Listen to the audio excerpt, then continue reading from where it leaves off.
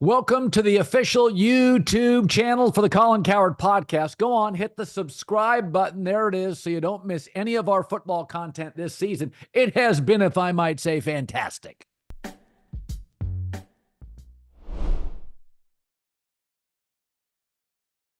Okay, former pro scout, my buddy John Middlekauff, as he does on Sundays, about to stop by. Before we start with John, grab your smartphone. Going to take 90 seconds. Download the Game Time app. It's always easy, right? Game Time has a new feature.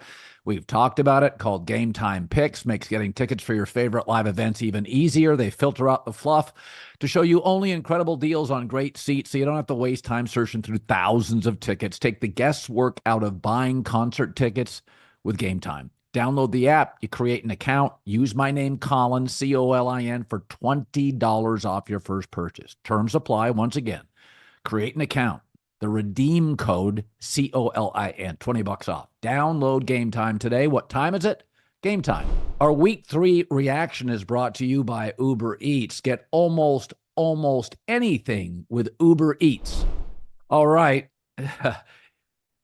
They're all crazy Sundays. They're all crazy Sundays. I have to start Rams-Niners. Los Angeles stole a win. I mean, Matt Stafford, it really was a team win. It was special teams. It was a couple of huge defensive plays. I don't want to give Stafford all the credit because he didn't have a couple of his top targets. But, and Christian McCaffrey, I mean, you go look at his numbers, highly efficient. Jawan Jennings is the best third receiver in the NFL by a long shot. John, you watched this game. I saw Atlanta do this to the Eagles. We watched this a week ago. They just walked out, stole a win. I honestly felt like Dallas tried to do this against Baltimore, but they were in too big of a hole. What was your big takeaway or two on the Niners blowing this thing? Well, I think the culture of the Rams speaks for itself. I mean, we've seen some gutless performances over the last couple weeks, and they kind of had one last week, and they showed up and they fought. I mean, even when that game, they were getting worked, but the score wasn't out of range. I think this, for as much as it's about the Rams, I think this is the worst Kyle Shanahan loss of his era. Wow. In terms of their good teams. I mean, they've had some bad years, but in terms of their Super Bowl contending teams, I mean, Colin, you play a team without their two best wide receivers. How often when a guy made a tackle on the Rams, I follow football as closely as any human that doesn't work in the NFL. I had to Google multiple guys. I mean, they are rolling out players I've never heard of. And to lose that game, Purdy was excellent. He was incredible. Special teams has killed Kyle Shanahan. Kyle Shanahan is an excellent play caller. He, for an offensive guy, values defense. So that has never been a concern with their team. He does not care about special teams at all. And listen, you're going to make and miss some field goals. But they had a fake punt that led to a first down. And then that play at the end of the game that I don't know how many yards it was, at least 40, that basically ended the game immediately when he took that across the 50. And it has been a thorn in the 49ers side. When you look at Belichick for 20 years in their dynasty, special teams, he takes them seriously. What does Andy Reid do? Hire Dave Tobe, the best special teams coordinator. Even look at Sean McVay over the years. Have always had good coordinators. The 49ers with special teams, this is not college football. Even if the Niners, you play that game 10 times, are winning it 9 times. Yeah. But because it's the NFL, these scores are never going to be 40-15, right? It's just like, oh, it's 17-10. It's 24-7. It's just the margins are so small, and one bad play, and you look at the end of the game, a missed field goal, boom, Rams win. Great win for the Rams. Awful win for the awful moment for the Niners. Yeah, it saved the Rams season because if you go 0-3 statistically, you're out of the playoff race. And it's not only a win, it's a win against your rivals. It's a division win. And it's the kind of win it has a domino effect. They had multiple misplaced offensive linemen. I mean, they didn't have their center, one of their guards. They were moving people around. They've been doing that all season. No Puka, no Cooper Kupp. They've always had a bunch of capable wide receivers. Like Tutu Atwell was a second-round pick. He felt like for 2 years he was a bust, but he made a huge catch late. And you know the thing about Stafford? When I watched Matt Stafford play, you have to love football to get how good it is. Like, he's not going to move around. It's just there's an ease of picking up third downs. I'm not sure there's anybody in the league that on a 2nd and 11 with backup receivers could consistently get 13 yards. Matt just, and I think he's in step with McVay. And you got to give Stafford credit here. He hasn't had his offensive line or his top receivers all year. It's a mess. And the fact that they won this thing today, and it's not Brock Purdy, because again, I will say this about San Francisco. Brandon Ayuk made a calculated mistake. He is just not valuable to that offense right now. No, he's irrelevant. I mean, Purdy, Juwan Jennings, who has been one of the better third wide receivers in the NFL, was elite today. I mean, he had a career he dominated the game. Right. And Purdy can't play any better. But like you said with Stafford, he is such a physically gifted player, right? His physical gifts, I would say, parallel like Rodgers, just in terms of how he's a little older now, but how athletic he is, how big his arm was. But the game-tying touchdown, what did he do? Changed the play at the line. His hands were up Lane Kiffin style when the guy was 5 yards away from the end zone. So his brain, him and McVay are in sync. Obviously, when you have that many injuries, and the Niners have owned this team. The other thing is the hard part for the Rams when you play the Niners, that's a Niner home game. I mean, it's even Sanchez was saying it's 65, 70% Niners fans. That just, what a turn of events. I mean, they were up 7 points late with a chance to make it 10, which would have ended the game. He missed the field goal and the rest is history. But isn't that what makes Sunday so great? You're like, oh, it's kind of sleepy. All of a sudden you look up, you got the Cowboys within striking distance. The Rams are right there. That's what makes the NFL pretty special. But man, the Niners are lucky they're playing the Patriots this upcoming week, because in a couple weeks they have a short week against Seattle, who, while they've dominated Geno, they look like a pretty well buttoned up team. I mean, I know you were beating the drums on them. Not that Miami's any good, but they've played pretty good this season. So you're right. I'm thinking when the Rams, it looks like it's inevitable they're going to lose halfway through the game. How do you overcome being 0-3 in this division, losing to the Niners? Seattle's off and running. You have so many injuries. It's almost like your season's over before we even get to October. Now you just get a little life. All of a sudden you get one more win. You're 2-2. You're feeling pretty good. I know. McVay's had a lot of big wins. I'm not sure outside of the Super Bowl or maybe a big NFC championship. I'm not sure there's a more gratifying win. And it really was. If you go look at who made the big defensive plays for the Rams today, there were like 6 different guys on a big third down.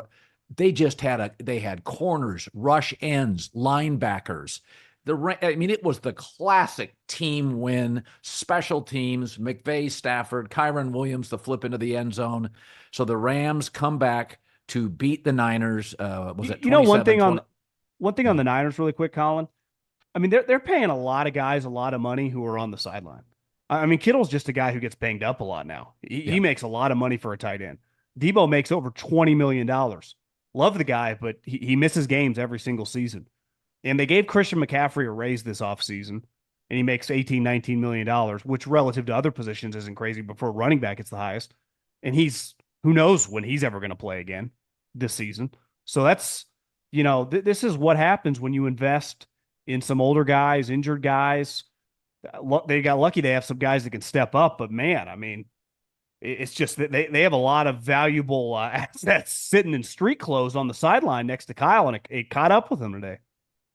All right, Eagles beat the Saints 15-12. I had said after the loss on Monday Night Football, I had said, Eagle fans, take a deep breath. Your offense is fine. Without A.J. Brown, it's not the same. And so I thought the Eagles, listen, they doubled the yards than the Saints.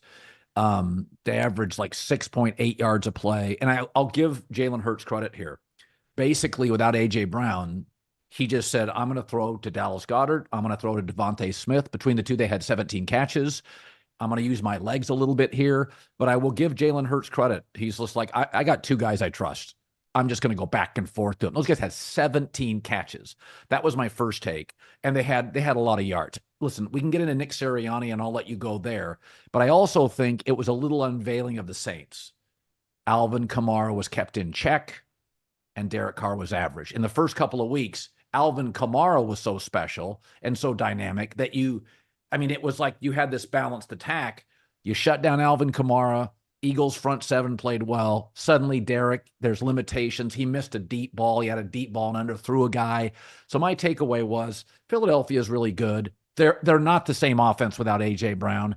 But most Eagle fans today, and I think you're going to probably be on this as a former employer, is the Nick Sirianni question. Well, I think at this point, you wouldn't be that, I don't even know how to just cavalier, just whatever about going for it on these fourth downs, if the guy signing your checks wasn't behind it. And the one thing Jeffrey Lurie is, he's a big numbers guy, and the organization loves to be really progressive. They love to be like Silicon Valley in front of every team. And now a lot of teams over the last couple of years have implemented that go for it on fourth down. It does seem like they've even taken it to another level. I'm all for going for it if you're playing in high scoring games. If you're like in the Cowboys situation, field goals do you nothing when you're down 20, 30 points, right? They are playing in low scoring games, Colin. Field goals. I mean, the Saints, it was clear. It's like, I don't think they're getting to 20 today. So 3 points, if they're only going to score 12 or 15 points, just do the percentage, do the math. They are extremely valuable. And sometimes going for it, like on the 45, okay, if you're not comfortable with kicking a field goal, their offense is not playing well. It is not moving the ball against you. Your defense is coming to play. Vic Fangio is neutralizing this kind of Kubiak-Shanahan offense. So just play defense. And they just refuse to do it. And that game, like you said, shouldn't have been as close as it was. It would have been a nice, easy game for the Eagles. Yeah. Relative to the score, they still would have won by 9 points. But he refuses to kick field goals. And at this point, I know he's emotional and I can't believe he's doing this without the blessing of the owner. I'm even going above Howie. You would not be doing this if your owner's telling you, like, let's kick some field goals, right? I mean, I don't care what you do for a living. Whoever signs your checks, if they come like, hey, let's not do that anymore, any human being is going to change. Unless you just want to get fired on the spot. Like, to me, the owner's behind it, the organization's behind it, but it's kind of jumped the shark, hasn't it? Like today was like Derek, the last drive of the game, they're down 3, not 6. If you're playing a more just, that's a low football IQ throw. You don't need, you're not down, you don't need to score a touchdown here. A dump down, throw it away. You just, a field goal ties the game. So that they got lucky to be in that, but they were in that situation for a reason because he just never kicks field goals. So I'm a Hurts fan. He was 29 to 38, 8 rushes. I am a fan. But we have to acknowledge this, John. This is something I've talked about, and it's in your wheelhouse. Kyler Murray is as elusive, including Lamar, as almost anybody I've ever seen. But we know mostly, as offensive linemen have gotten bigger, they're guards now at 6'6". That it helps for a quarterback to be 6'2" to 6'4". It's really an advantage. And sometimes Tua, Kyler Murray, Russell Wilson, and I think Jalen Hurts, I'm not always sure they see the ball over the middle of the field. I like Hurts. I think he's a class act. I think he's an adult. I think he's an easy guy to rally around. I think he's a great athlete. Do you ever feel like watching them sometimes? And I think this is sort of the A.J. Brown thing. You don't have to throw over the middle to A.J. Brown. You can throw over the top. That was always Russell Wilson's thing. Greg Cosell said he doesn't see the middle of the field. Well, you didn't have to. Russell was great at the teardrop throws. And I think A.J. Brown, when you take him out, there's some limitation on the big playability. I don't know if Jalen Hurts always sees the field. Do you believe you buy that or not?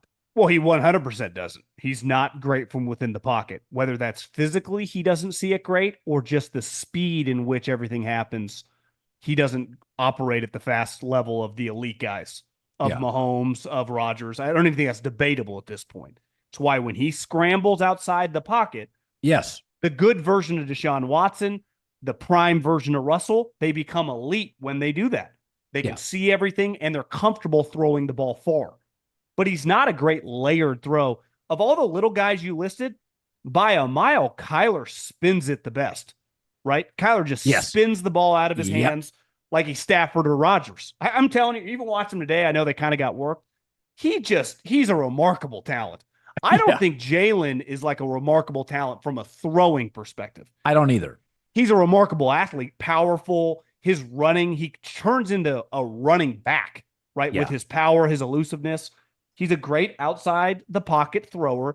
Inside the pocket, I would say he's pretty average for NFL starting. He ranks higher on the list as an overall player, but that individual skill, close to middle of the pack. Like, to me, Tua is a much better rhythm and timing player because he doesn't have what Jalen has to run around. Right. You watch Lamar today, he just has so much more to bring to the table. Those guys can always go, okay, I don't see it. Fuck it. I'm just going to take off, kind of. Well, I think Jalen doesn't throw it like Kyler and doesn't run like Kyler and doesn't throw it like Tua. He's a bit of a tweener. Yeah. It's what I've always said about Dak. There's no wow with Dak. He's competent. With Jalen, it's not a wow arm, not wow accuracy, not he's elusive, but he's not like Lamar, Kyler Murray, or Josh Allen. So I think with Jalen, he does feel like the best of the B-plus quarterbacks in the league. I like him, and I like his character. It's why I like Dak. I like Dak's character and maturity. But when I watch Jalen throw, it just looks prettier with Stafford. It looks easier with Josh Allen. Kyler Murray, the ball just, you can tell he played baseball, it just flies. Aaron Rodgers still throws a pretty ball. So, I mean, listen, Philadelphia escapes with a win. I feel like I'm going to watch Philadelphia. They're going to win the division. They're going to win about 10, 11 games. And at some point, coaching or defense will lose them a football game. Well, I know this just based, we talked so much about these contracts during the offseason, and they have gotten so massive in the NFL, right? Like NBA level status. From an economical standpoint, there can't be a better value than $27 million guaranteed to Saquon Barkley, right? I mean, they just can't. I mean, he won him the game. That he was dominant. And on that big run that ultimately sealed the game, that was like, oh, this is the Penn State version that still can run about 4.2 in the open field. Yeah. So adding that guy, while they've had some disappointments, I think their defensive line, Jalen Carter was really good today. But Jordan Davis, they drafted over Kyle Hamilton. I think they'd like that one back. Bryce Huff, who they signed from the Jets, basically they did the flop with Hassan. He's not an every down player. He's more of a pass rusher, so he can get run on. But Saquon has been incredible for them. And this was clear during the Hard Knocks when John Morrow was saying this. You went, it's not going to go well because Saquon's going to look good. He's looked even better. The drop, a little freakish. I know his hands aren't exactly Marshall Faulk, but today, just how good he looks and how confident he's running and his speed. He's a game breaker and relative. They're paying Brandon Ayuk. They gave him over $75 million guaranteed. Saquon got a third of that. So when you just look at impact and look at the running backs right now in the NFL, I know it went like everyone's like, Mel Kiper's comment last, it's harder to throw right now. Defenses are making it more difficult. The offensive line plays down. Well, what's up? All these running backs. Well, who's really shining? All the top running backs. And Saquon's near the top of the list because he was, and that's a tough place to play. That place was rocking. He was elite today. Now for a segment called Making It Look Easy, brought to you by Morgan & Morgan, America's largest injury law firm. Today, Saquon Barkley made it look easy, 147 rushing yards, a couple of TDs, both in the fourth quarter, including the game winner. Just like Saquon made it look easy, so does Morgan & Morgan. Easy to submit a claim. They have over 100 offices nationwide. More than 800 lawyers with over $15 billion recovered for over 300,000 clients. Morgan & Morgan has proven a track record of fighting to get you full and fair compensation. They've been fighting for the people for over 35 years. If you're ever injured, go to forthepeople.com/Colin or dial pound 529 to check out America's largest injury law firm. Winning in the NFL is hard. Hiring Morgan & Morgan is easy.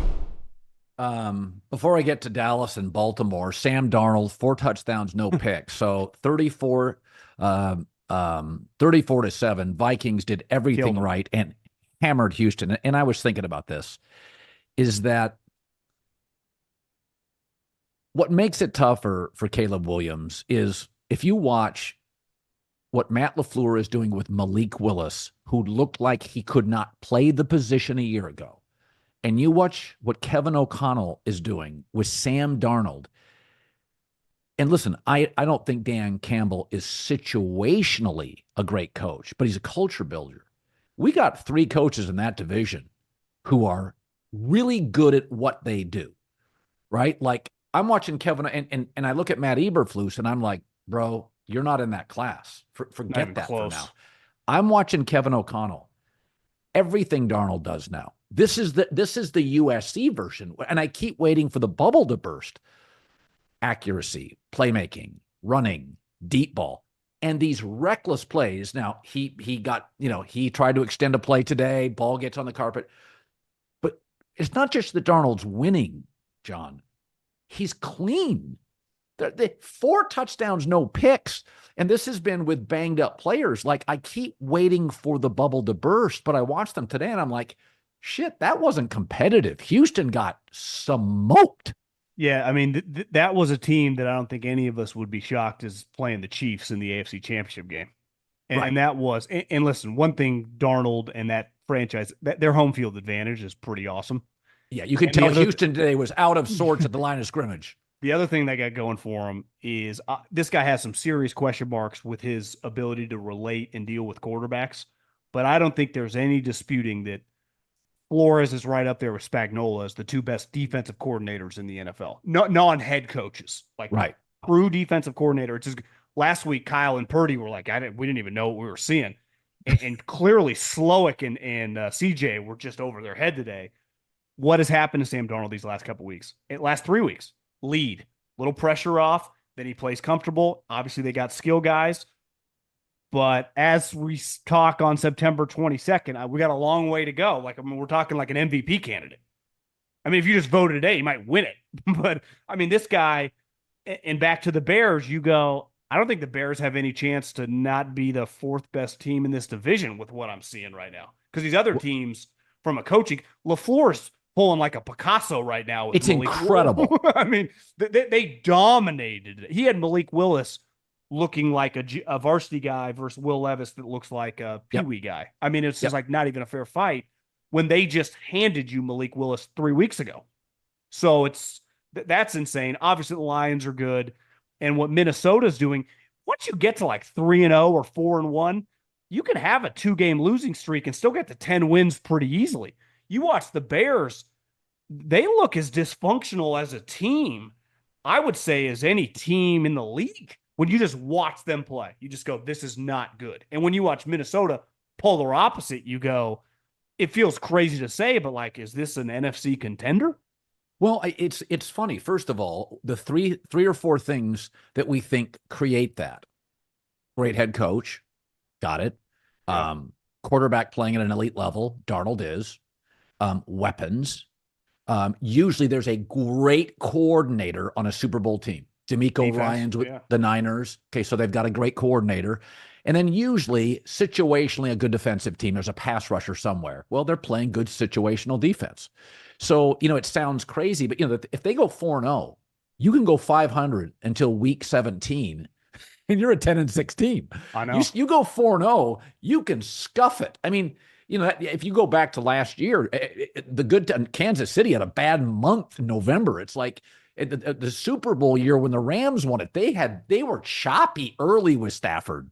Remember 2 years ago when the Vikings, they ended up losing to the Giants in the first round, but they won the division and they had that crazy record in all those one-score games. I think they went 12-5 and they had like a historic record in one-score games, like 12-1.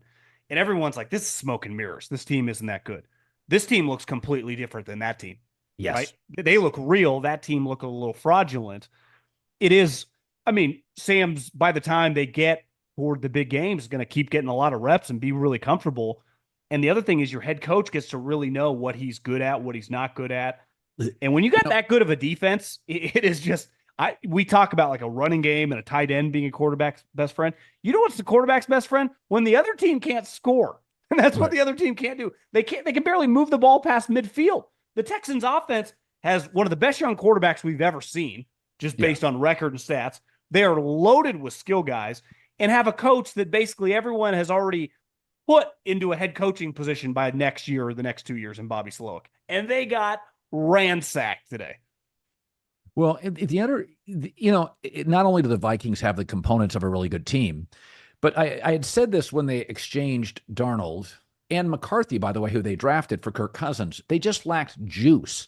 Like they can't do anything off script, which is always been. Goff actually ran for a first down in the game-sealing play today, which I thought was kind of funny. But by and large, with Kirk Cousins, you can win a lot of games without a quarterback that moves.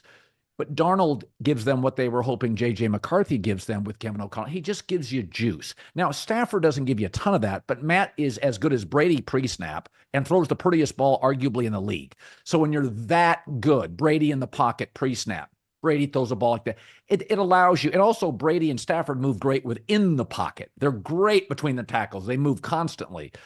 But I'm just watching them and I'm like, the coach, the coordinator, the quarterback, and Darnold, the knock on Darnold, I always said this. There's a little Andrew Luck, a little, and a little Carson Wentz. And he became a bad version of Carson Wentz, which is he's big, he's strong, he's athletic, he's tough, but Jesus, is he reckless. You take out the reckless from Darnold, and I get the big, strong, tough playmaker. This is why people drafted him early. Yeah, I think last year changed his life. I think, seeing Brock, who's not as talented as him, and he even said this, he's like watching the way that guy prepared, and then being around Kyle, who is like, an old school 1980s coach in terms of how he wants things done, I think gave him a whole new perspective on just his football career. And then Kevin O'Connell came through. The Niners wanted to keep him, but they couldn't pay $10 million. Right. I think I said this last week, and I don't know how I can't say it again. If this continues and they make the playoffs and they win a playoff game, it's not like they traded up like some of these other teams to get JJ. He just fell into their lap, essentially, right? They didn't mortgage 3 first-round picks. Do you just let him go? I mean, everyone's like, why do we talk? These are conversations that you start having. This is a real life thing. JJ's on a cheap contract. He wasn't the number 1 pick. He was like the 10th or 11th. So his contract's not crazy. Do you extend Sam Darnold if he win 12 games and he's that good with your head coach? Isn't the whole point of this just to find a quarterback? Yeah. Right. So it's like, you don't just let him hit free agency and go, we'll see with JJ, because we're going, we'll see with Caleb. And how's that going? Hey, by the way, you could probably get Darnold he's so appreciative of, Sam's made some money in his career. You can get him for a steal. Well, wouldn't you just give him like 2 years, $60 million guarantee it all? I'd offer that to him right now. Now, maybe he wants to hit the market. Maybe you go, well, we could franchise tag you. These are good problems to have because clearly they like JJ. But you can't just go with the hope and a prayer and fingers crossed. Like, I know he looked good in that preseason game, but already hurt. This was a guy that had some developmental questions still. This is a 27-year-old, highly developed seen it all. I mean, that's the thing. You cannot fake going through the shit and coming out on the other end when you do have we've seen this historically in the NFL. Rich was older when he got to Gruden. Some of these guys just resurrect their career and they just become what you kind of always thought they could become. And that's what Sam has done through 3 weeks. Today was an eye opener. For their team, him specifically against Nico and that defense. That's one of the best wins of the year by far. Yeah, J.J. McCarthy had a tweet today, by the way. It was, Sam Darnold's really good at football. I thought that was... And that also speaks to why character matters so much in the NFL. Look at Penix. Handled it perfectly. Haven't heard a peep. J.J. McCarthy doing stuff like that. When you get in these weird positions with some of these questionable guys at that position, you can get weird. So it just won't get weird, right? Because J.J. is such a high-level dude. All right, Cowboys-Ravens. Wow. Cowboys made a furious comeback late, but we should go back to the first half where Baltimore had a huge lead, averaged 8.8 yards a play. Dallas was demoralized, and it looked like the 4th time between Buffalo and Green Bay last year, the Saints and Baltimore this year, Dallas was getting their doors blown off. Now, again, Baltimore's now, they lost a lead to the Raiders. They lost a big lead. This is Lamar Jackson struggled with some accuracy when he could have sewn stuff up. He had Mark Edwards wide open on a play on a 3rd down. I've come back to Dallas once, and I said in this game, 40% of Dak's wins are against the Giants in Washington at the height of their dysfunction. The New York Giants now have cleaned up that offensive line a little bit, and they actually look pretty good today. Daniel Jones doesn't look as nervous. Neighbors is an absolutely freaking stud. Baller. Jesus, is he good. Holy shit, is he good. He looks like a real deal. Yeah, so all of a sudden, the Giants now Dallas is going to New York pretty soon, and Dallas's offensive line. This Thursday, I think it's Thursday Night Football. Yeah, Dallas, and so, by the way, Giants O-line is pretty good. And the Dallas D-line's get pushed around. So that game's going to be really interesting. But my take was, and I said it this week, is in a big game, I'm going to take Lamar over Dak. I just don't think Dallas is that talented. I do think they're a little better at wide receiver than I gave them credit for. But the defensive line, Baltimore averaged through 3 quarters, 9 yards a play on the road. So my take is the better team won. It wasn't really that close. And that we've got to, I said this at the end of last year, John, I felt the Niners had peaked because of their age, and I felt Dallas was going to slowly regress. We were going to see now that we're going to go on to 10 wins from 12, and the next year it'll be 9 wins. I look at Dallas, and the blame to me is not on Dak. Jerry, you've missed on too many picks. This past draft, nobody's really popped. I just don't think Dallas has elite personnel. I look at Philadelphia. I look at Kansas City. I look at the Niners. I see elite Detroit. I don't see it with Dallas. Well, I would say this. One thing with Dallas the last 3 years, winning 12 games. Obviously, last year Dak had a career year, but their defense under Dan Quinn, there's a reason he became a hot head coaching candidate. They were really, really good. At one point in time early in that game, it felt like Baltimore was going to rush for 400 yards. It was insane. It was crazy. And we say this a lot about Dallas. They're a great front runner because they get a lead and their defensive line is fast. I think we're learning they're not very powerful. Right. And you can run the ball right down your throat. And I understand passing league, these teams now have no problem, obviously playing the Ravens, the Saints, all these teams, they're good running backs on all over the place. They will run it all day long on you until you can prove you can stop it. And when you're giving up 5-6 yards a carry, there's no point to call passes. So, did you think that was, I know it was impressive the last 7-8 minutes, a little bit of a hollow comeback. I mean, they hit an onside kick. It was just like, John, the score does not reflect what I witnessed. Right. I thought the Rams played their ass off. They were hanging around.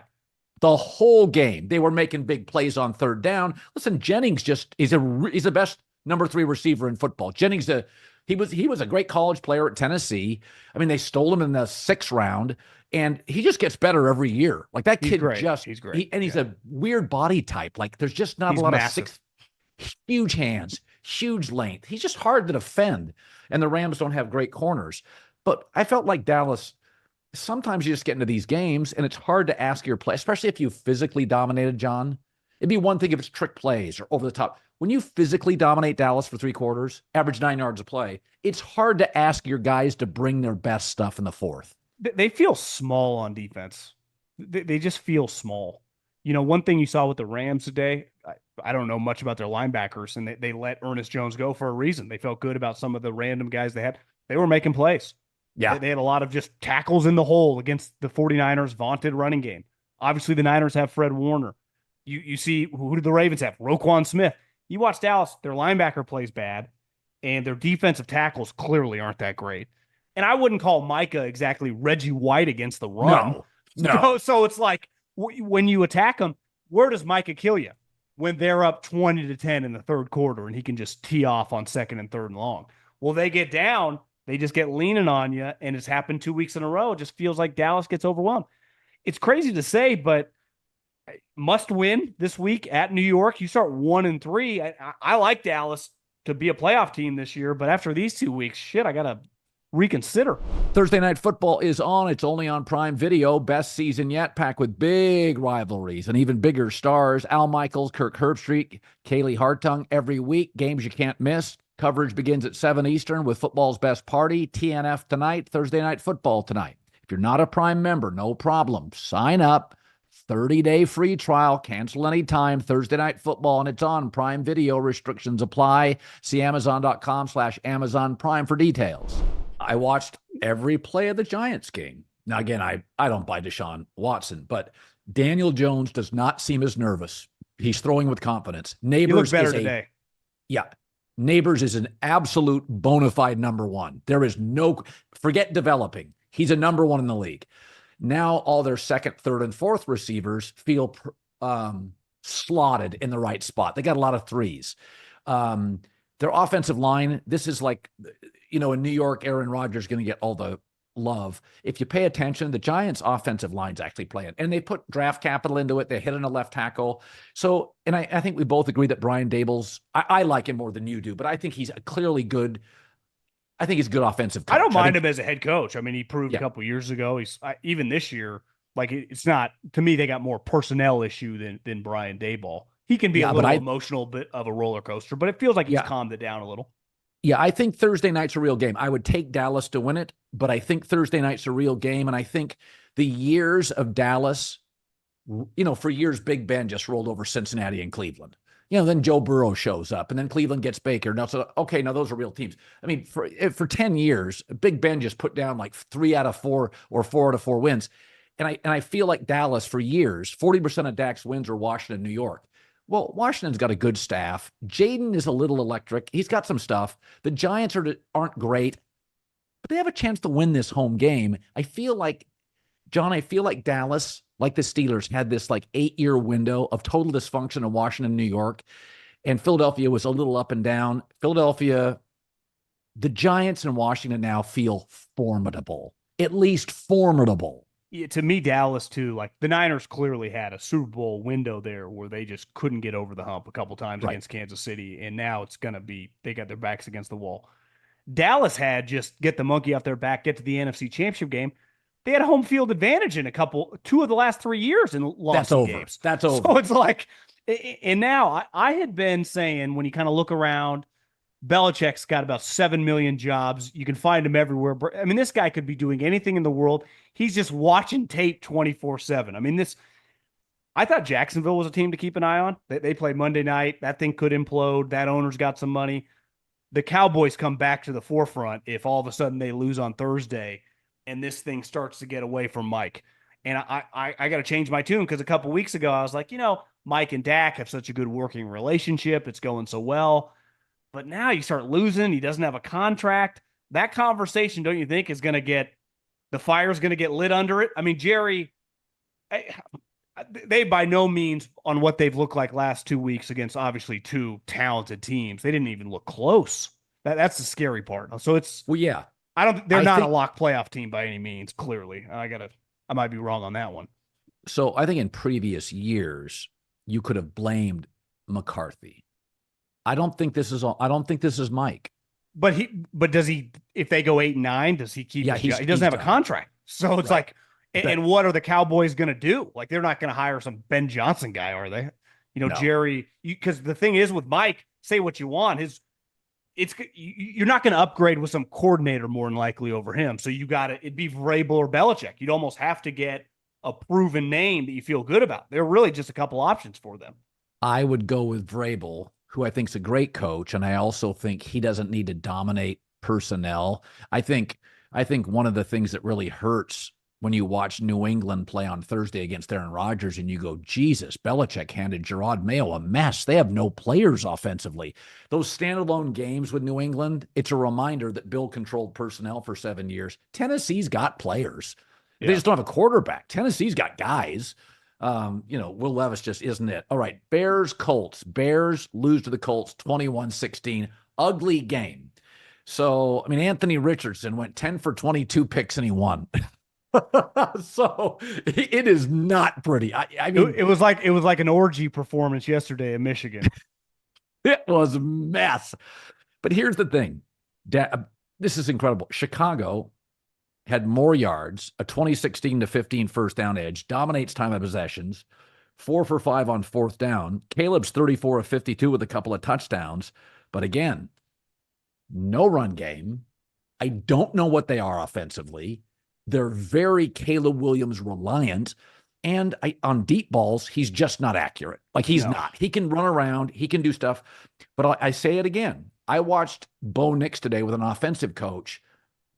We could acknowledge now that Steelers defense is freaking great.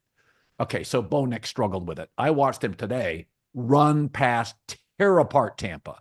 So again, Bo Nix taking huge strides, and you can tell exactly what Sean Payton wants Denver's offense to be. You can see it. They're using Bo Nix as, I don't know what the Bears are. They're just yards.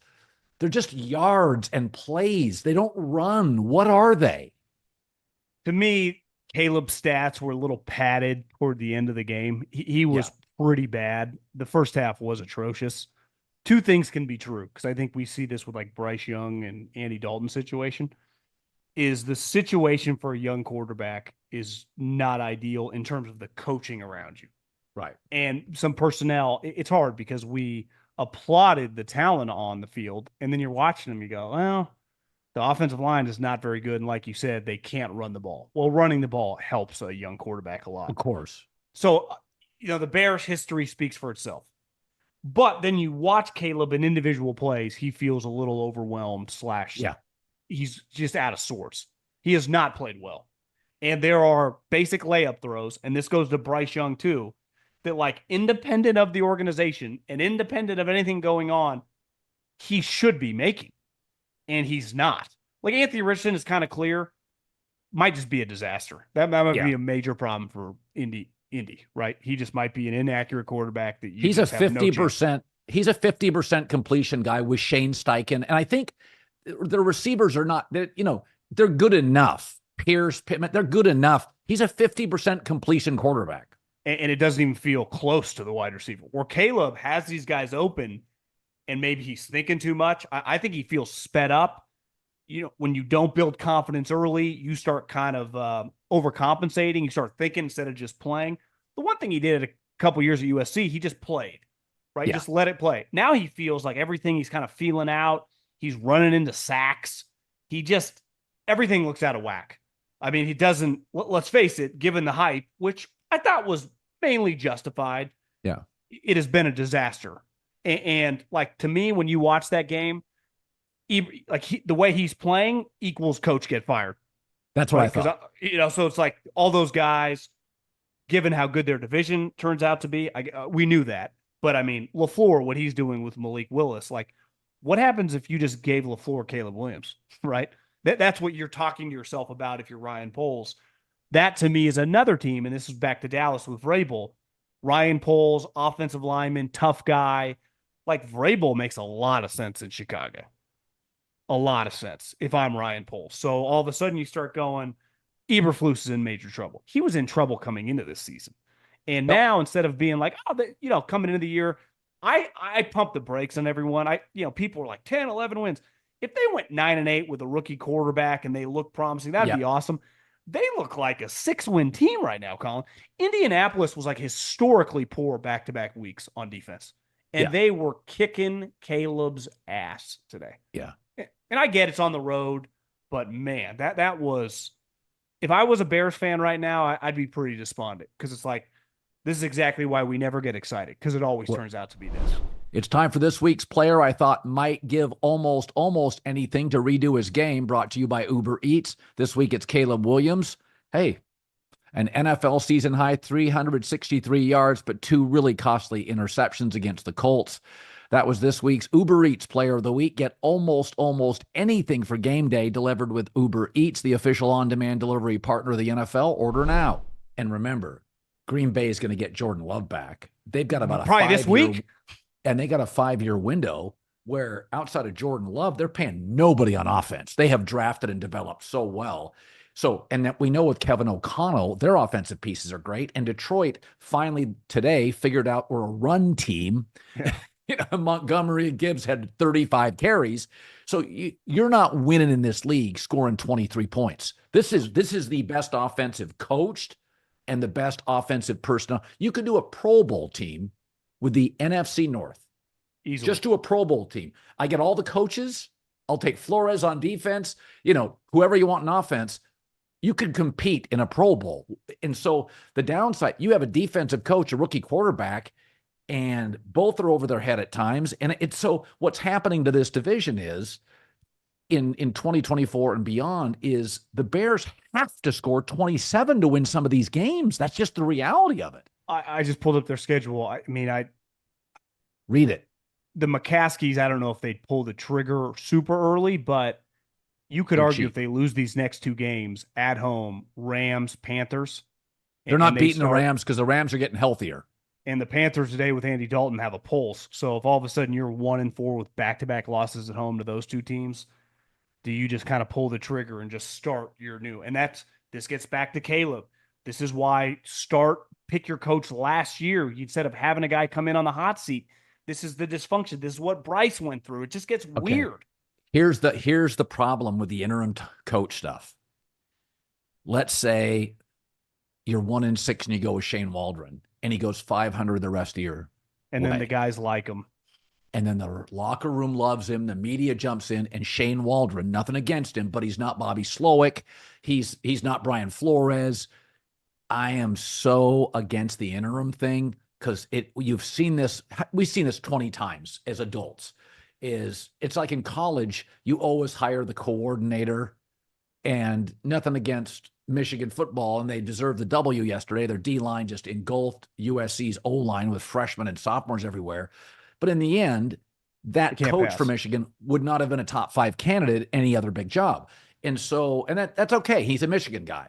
But if you bail on Eberflus and Waldron goes 500, you're hiring him. And maybe he would work, but I don't think he'd be a candidate otherwise. Yeah, I mean, that's, to me, if it's, some of these crazy owners, Eberflus would be in major, like you would be like, no chance he makes it to Halloween on this pace. But given the McCaskies, more than likely they just ride it out.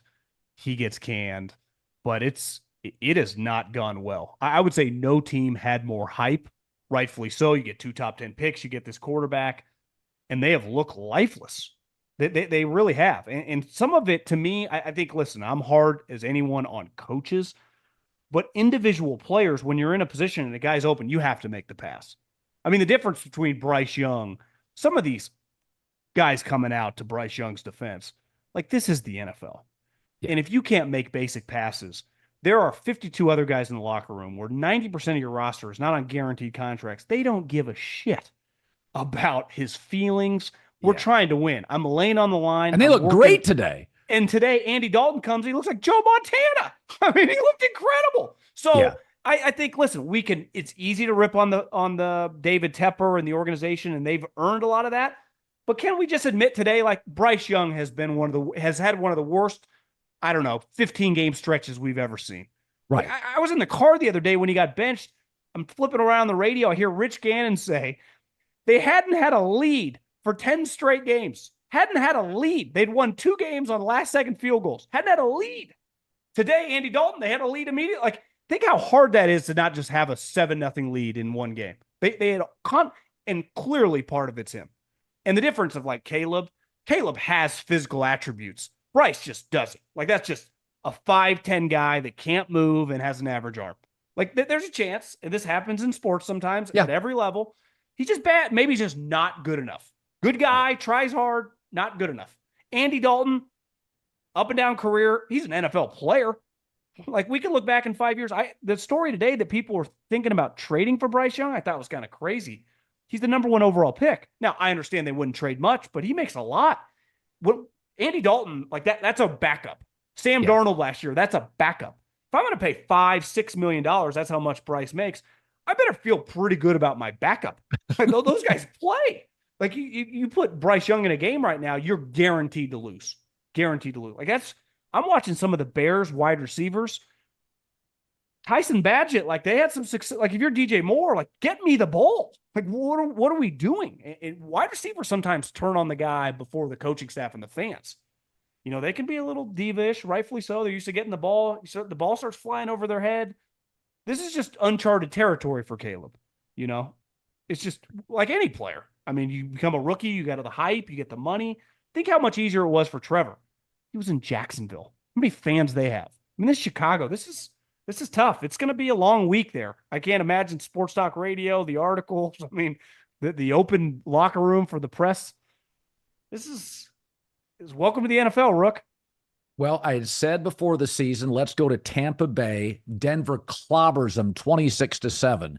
And I had said in the first couple of weeks, I said, listen, Bo Nix opening against Mike McDonald, the Seahawks crowd, corners, and a pro in Geno Smith. That's a bad open. Then we go next week, it's the Steelers, and it's like, oh, this is a real defense. Go ask the Chargers today.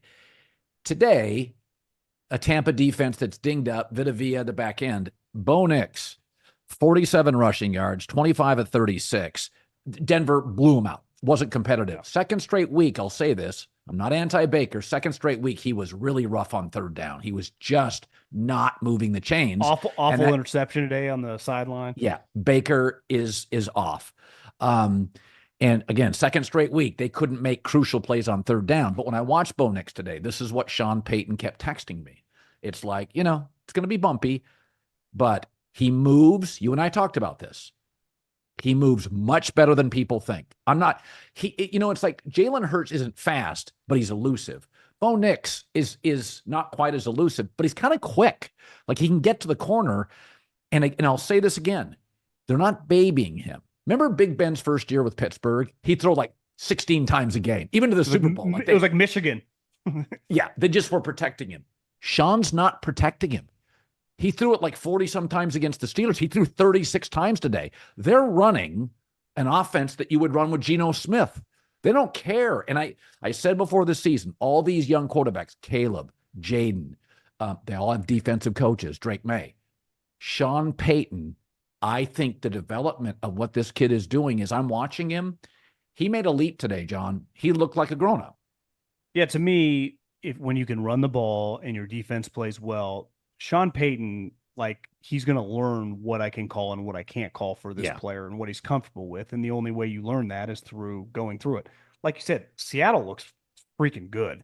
I mean, and obviously Pittsburgh's defense is elite, but today felt like the Buccaneers spent all week looking at their record and looking at the Broncos record. And we're like, yeah, we're not really going to pay attention. We'll see you on game day. And they just got boat raced.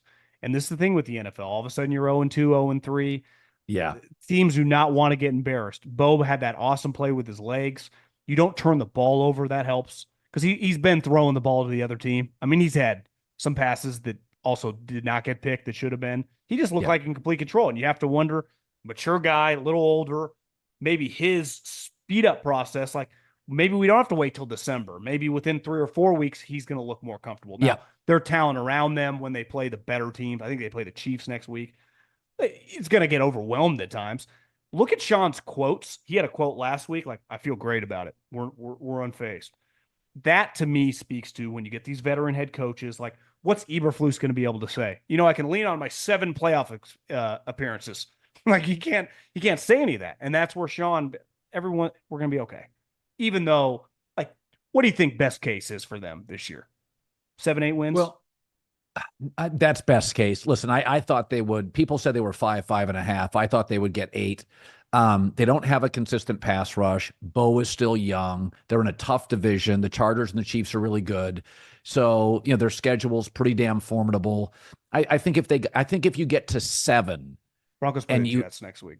Yeah, if you get to 7, because I thought they were one of the better over teams. I've always said I think their receivers, I think they have more talent on the perimeter. Surtain's not having a great year, but I think they have more talent on the perimeter. I thought they had a running back make a hell of a run today around the corner. He did I forget the name of the player. Sorry about that. I just think Denver's got a little more juice offensively than people give him credit for. But I just like, and Bo had some bad throws. He missed on a couple. But I like what I see. First of all, he's older. He's married. 61 starts. The offensive coach. Pretty damn good receivers and backs. I think he's got an advantage that the market isn't recognizing between the college starts, the maturity. But he had 5 coordinators in 5 years in college. This kid's seen everything. Now he may be really close to his ceiling, John. Like this may be, he may be 70% of the ceiling, but I see an athletic guy who's accurate, coachable, gets rid of the ball quickly. If they can improve their offensive line, I think you can, this is a wild card team potentially over the next few years. Well, let's face it. We talked about this last week, 12 wins for Harbaugh. And then you're watching the first half today. You're like, God, this classic Harbaugh. Then all of a sudden that foot, that ankle, whatever's going on with Justin Herbert and the way it kind of like, did he re-injure that plantar fascia? Because he already had the ankle. That is extremely. And then once he goes out, they got no shot. Right. But that is one of the biggest wild cards in the NFL because if he's just in and out of the lineup, if he's fully healthy, they probably win today. And I feel pretty confident like this classic Harbaugh team, 11-12 win lock. Then the moment he starts limping around, you're like, did someone fall on him? And they show the replay. No, he just re-injured it stepping, handing the ball off. You're like, oh, this is something that is just not going to go away clearly, which is scary because I love watching Jim Harbaugh when he has like a C+, B- roster saying, bring it on, everybody. And he was doing it again today.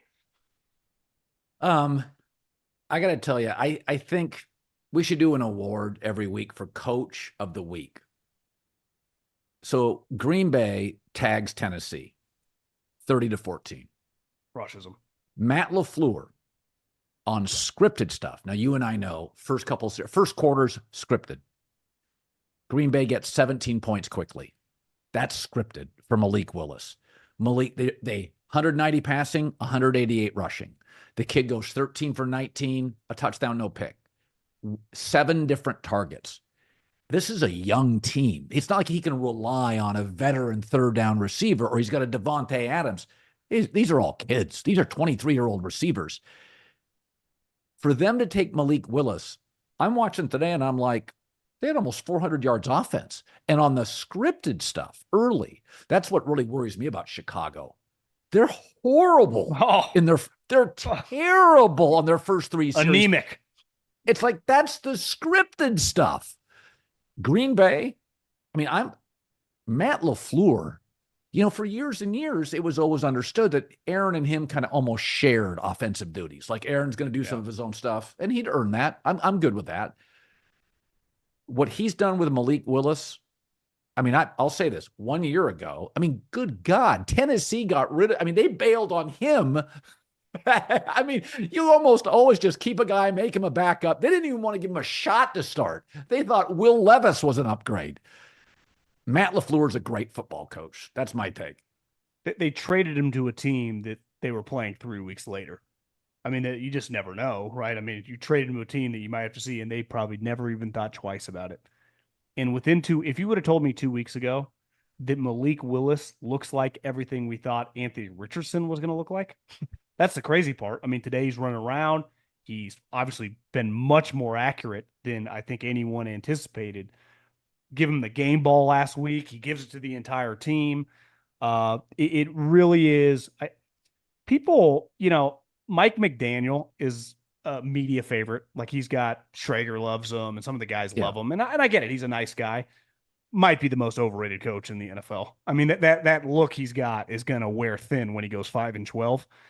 But LaFleur does not get discussed nearly as much. And part of that, like you said, get a little overwhelmed by Aaron Rodgers. Aaron's been gone now for a while.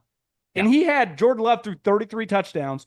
Jordan Love gets hurt on a night game halfway across the world, comes back and wins 2 games with a guy that no other team probably would have traded for. And pretty convincingly. I mean, today they beat the shit out of him on the road. I mean, it's one thing, okay, at home, playing a bad, then you go on the road and win a game? With a team that knows this player, like all the defensive players, who do you think they had been seeing for 3 years as a scout team quarterback? And that thing was, of all the games today, I mean, that thing truly was not close. It was over fast. And I think LaFleur, I don't want to just throw out the elite status because you got to win in the playoffs. And he did last year, though, and easily could have beat the night. Like, I think LaFleur's easily one of the best young coaches. I mean, the way McVay, Kyle, Kevin O'Connell, we got to include LaFleur. And we got to kick Mike out for right now. He hasn't won an important game ever. The other thing is, we know this in college, John. It's recruiting and development. Saban did both. Urban Meyer did both, right? There are not a lot of guys in this league Kevin O'Connell is developing a really talented guy who all of us always had a feeling, I think Darnold can actually play if he didn't have a dysfunctional team. Nobody thought Malik Willis could play. Not a soul. I mean, Jordan Love, one of my most trusted general managers was like, I wouldn't draft Jordan Love. He's like, there's just, and this is somebody with a ring. I'm watching Malik Willis and this transformation. This guy is one of the best developers of talent. By the way, that's why this Green Bay story is so much fun, because the whole team's 24 years old on offense. Well, how did Andy Reid become a legend before he ever won a Super Bowl? Because he could coach that position. And no matter when McNabb would get hurt, he could play with anybody, and they would still make the playoffs. He could take a washed-up Jeff Garcia. He could take a Jay Feely. He could take Mike Vick from prison. I mean, he could do anything. When you can coach that position, it's my conversation with Brian Flores. If he was an offensive coach right now, we'd be talking about him like one of the best offensive coordinators we've ever seen. But he coaches defense. But even then, his defense has been so good, you're like, it's like, can he deal with the quarterback? Like, he doesn't even seem to like those humans, right? It's like he doesn't even. If I'm an owner, how does my head coach handle that guy? Say what you want about Tomlin, like, he can just massage that position. He's not coaching them on their fundamentals on a daily basis, but he can handle that. Situation's weird. He's handled it seamlessly because that's Mike Tomlin's go-to strength. LaFleur clearly is a pretty level-headed guy, but can coach that position. Took Jordan Love, like you said, that your GM wasn't alone. A lot of people wouldn't have drafted him. It's By the definitely way, not in the first round. John, Jordan Love, the first year he started, was awful his first 5 weeks. He was the best quarterback in the league by week 14. The other thing it does is it allows you to do something like they just did. They traded nothing for a backup quarterback who makes no money, and you can win games when you're a $50 million quarterback. Why rush Jordan Love back this week? I don't know who they're playing. It doesn't matter. You can take another deep. You're not in a rush. What happens when you get in positions when your backup quarterback's you kind of force that guy, and it has a snowball effect. He re-injures his knee. If I am giving Jordan Love zero rush, Malik Willis for sure is getting another start. If Jordan Love says I'm not 99%, what the hell is the rush? I mean, you just play like this. It actually gives your team a different pitch, forces other guys. Let this guy come back fully healthy.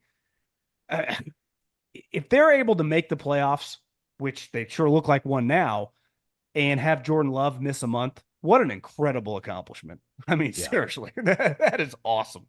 Yeah, it is. The no ownership doesn't hurt them because Mark Murphy keeps getting the offensive position and the quarterback right.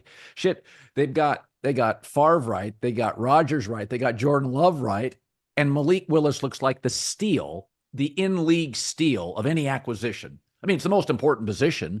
They gave up nothing for him. It is one of the great heists. If this kid goes on a 3-game streak, it's one of the heists of the season. Yeah, definitely. Without question. With so many tools and tabs and never enough time, growing a business can feel pretty overwhelming. Between your email marketing system, your payment software, your CRM, your content tools, your email tools, keeping track of everything gets out of control really fast. You end up spending more time organizing documents and data than actually connecting with prospects and customers. That's where HubSpot steps in. It's the all-in-one customer platform for growing better. With HubSpot, marketers generate better leads. Sales builds tighter relationships with customers and closes more deals. Simple as that. And service supports your customers at scale with tools like HubSpot's AI chatbot and knowledge base. Plus, with built-in AI to answer common customer questions, brainstorm and write marketing content and more so your teams can say goodbye to busy work. Meaning your marketers, sales reps, and service teams actually have time to do what they were hired to do. And when they grow, the sky's the limit. Grow better, faster with HubSpot's all-in-one customer platform. Visit HubSpot.com to get started today. I love the Pac-12. It obviously died. And just conference realignment felt weird. But watching these matchups all over the country, I mean, Michigan, USC would be awesome no matter what. But Oklahoma hosting Tennessee, even Utah playing Oklahoma State, this conference, Colorado playing Baylor last night. It's just great realignment. It's not quite the NFL because the talent is not the same at when you're 19, 20 years old. Not every guy's a pro. College football is better off in terms of the matchups on a weekly basis with this conference realignment. Well, John, I always felt I've been a college football fan. You know, I'm an old guy for a long time. My biggest knock on it was the lack of great games. There's 3 or 4 weekends a year in college football, and you look up and you're like, God, I hope USC-Michigan turns out to be a good game. There's nothing on this damn schedule. It's like Tennessee, Oklahoma, you know, and then you'll get surprise games like Colorado, Baylor became great, but nobody was sitting around waiting for it. Illinois, Nebraska became great on Friday on FS1 or Fox. So, I mean, stuff becomes great, but they always had a big game problem. Well, now I even watched, you know, like Washington Northwestern. It's like, I've never seen them play. Just let me go watch them play, you know? So it's like, to me, Stanford, Syracuse, I thought was kind of entertaining. Yeah. I mean, so listen, I'm one of those guys there's a lot of things I love about, I'm not anti-tradition. There's a lot of old stuff. I'm peanut butter and jelly is my favorite snack. Like I eat like like I'm not a real experimental guy on some things in my life. But in sports, we too often fall for stuff that's just not that interesting. Like I think baseball should go down to 120 games, start the playoffs August 5th, end this past weekend, and we'd watch the games. Like I don't think anybody says there's historians that love 162 games. Most of us just can't get through that many games. It's double the NBA season. So I just think we fall in love with the history and the romance. But I always say this, ESPN created a channel called ESPN Classic. Nobody freaking watched. Nobody watched. It's like one of those things that we talk about something more than is reality. Like I like the Manning cast, but it has let's say 1 million viewers, Joe Buck and Aikman have 18. But if you went to Twitter, you'd think everybody was watching the Manning cast and nobody was watching the game. No, that's the inverse of what's true. Nobody cared about Cal, Oregon State. I'm watching Oklahoma State, Utah, and I'm like, it just looks new. Yeah, it does. It's fun. It is. It worked. Yeah. I mean, it worked. John Middlekauff. Podcast is 3 and out. Great job, buddy. See you, Colin.